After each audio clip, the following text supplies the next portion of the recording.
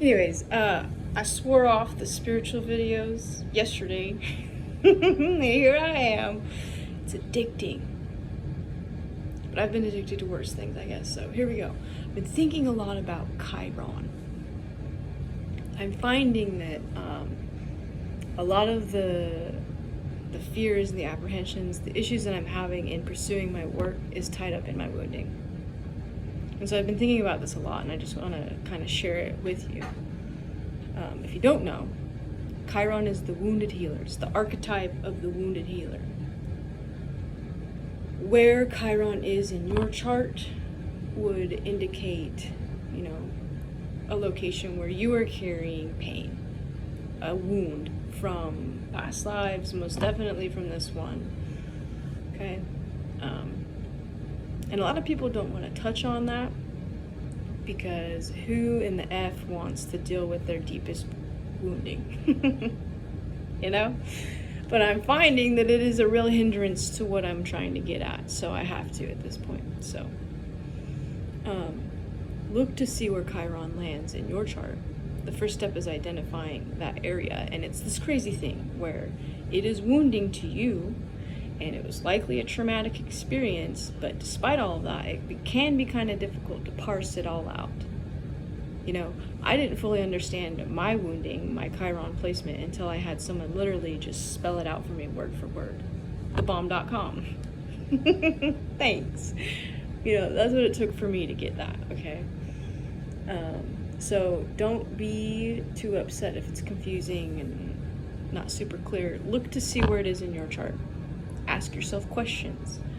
Look to see where your fears are, because I'm finding that a lot of the fears that I have in my life are around my wounding. Because what happens is when you have pain, your mind wants to rationalize that pain, make sense of it. And a lot of the times that can look like fear. So,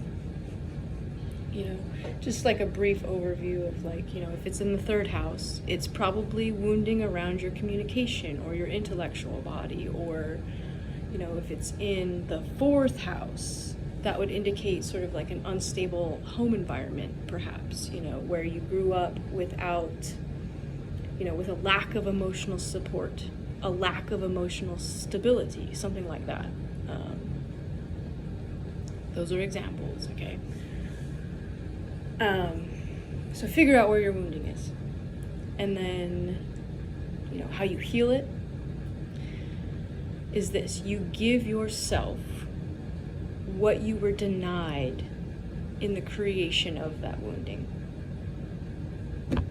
That's it. And it's not like an overnight thing. This is like a long time probably, okay? And you'll find, okay, that your wounding, your fears, can actually become your greatest strengths if you let them be. So it's scary to approach your wounding, but you can get a superpower out of it.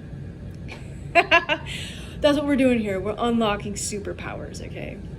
So I'll break this down. So you have this wounding, okay? And you're seeking to give yourself what you were denied.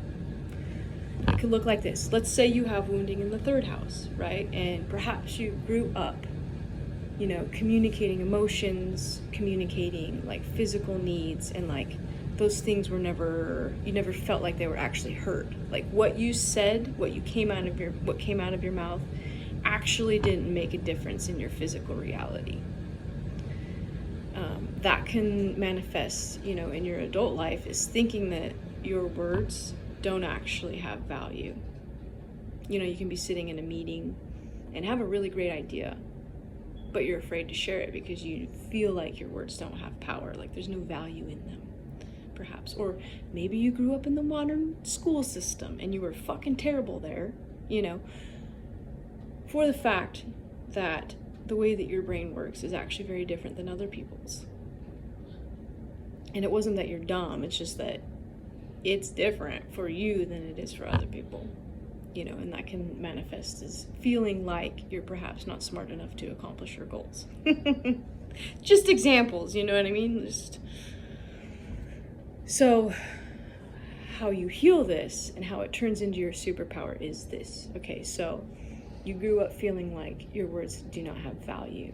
What you can do is find ways to give your words value to yourself. You can, when you engage with other people, you can listen to them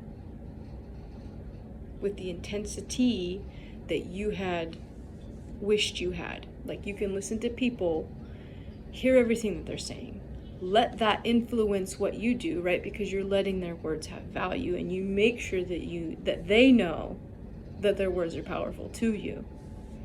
Okay? That's how you heal yourself, is you give yourself, you give other people what you desired, what you were denied in that wounding. And the superpower bit comes about when you go through an experience like that, and you know what it feels like to feel like your words have no value, that words have no power. That puts a certain level of empathy behind the act. And I think that people can feel that. People can feel authenticity, people can feel genuineness. So it gives you almost this superhuman ability to connect with people, like in this example of communication specifically. You can make people feel heard in a way that perhaps other people cannot. Anyways, that's all I wanted to share with that. Look at your chart and see what it means for you.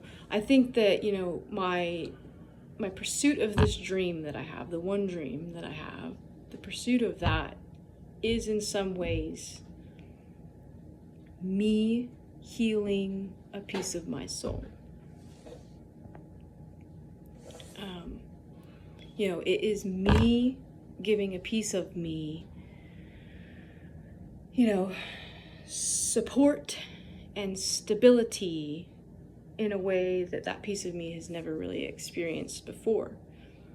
And I'm gonna do that shit regardless of what happens. Okay, that's the thing. Support and stability regardless of what happens. And hopefully in pursuing my dream, I can heal some piece of me, my soul. So,